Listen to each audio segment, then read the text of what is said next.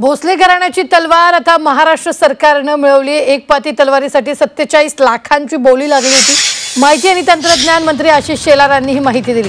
नागपूरच्या भोसले घराण्याची तलवार विक्रीला ठेवण्यात आली होती। न्यूयॉर्कच्या ब्रोकर कंपनीकडून 8 लाख रुपयात या तलवारीचा लिलाव करण्यात आला होता। मात्र महाराष्ट्र सरकारने 47 लाखाची बोली लावत ही तलवार मिळवली आहे, अशी माहिती कॅबिनेट मंत्री आशिष शेलार यांनी दिली। आणि या तलवारीवर देवनागरीत लेख सोन्याच्या पाण्याने कोरलेला आहे। सांगायला आनंद वाटतो, शूर मराठा सरदार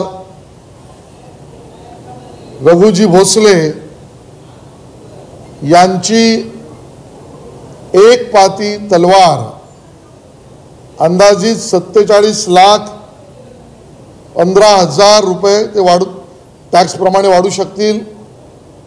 या 47,15,000 रुपयामध्ये सर्वात जास्त बोलीवर मध्यस्थाकरवी महाराष्ट्र सरकारने मिळवली।